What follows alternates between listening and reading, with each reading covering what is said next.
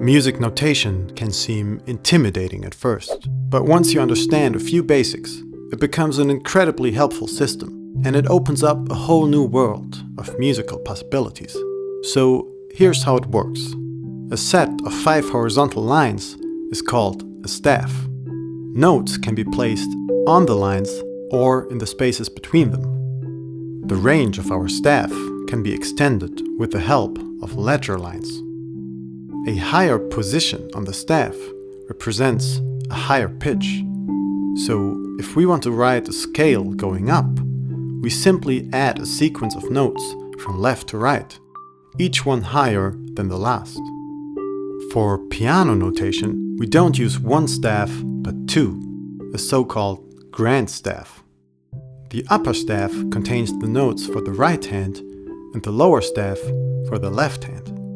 To indicate that they represent different regions of the keyboard, we use musical clefs, the treble clef and the bass clef.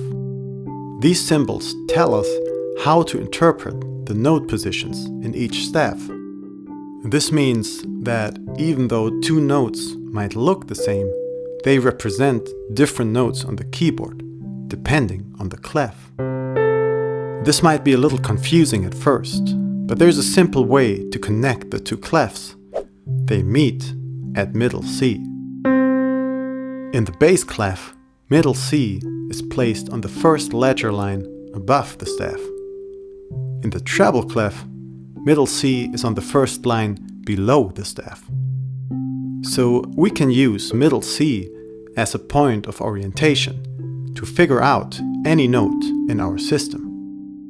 The next important thing to understand is that this system of music notation directly corresponds to the layout of the piano keyboard. Without any sharps or flats, the notes in each staff correspond to the white keys on the piano. So if we write a scale beginning on C using every possible placement in our staff, between the lines, on the line, between the lines, and so on, that's a C major scale. Of course, it works the same way in the bass clef. Now, in order to use the black keys, we can place a sharp or flat symbol in front of a note. Let's write a D major scale. Since we know that this is middle C, going up one step in our notation system takes us to the next white key.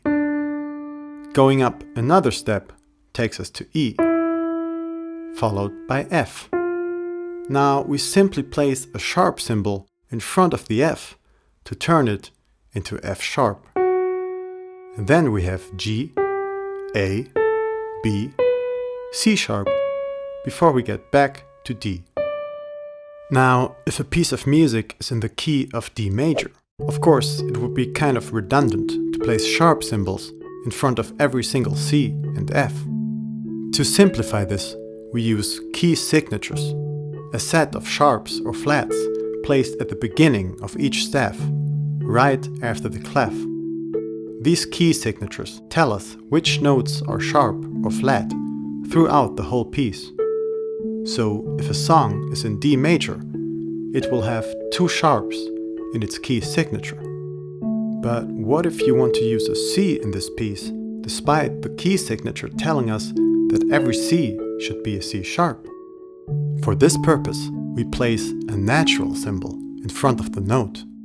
This symbol tells us that we need to read this note without any sharps or flats, turning it back to a white key.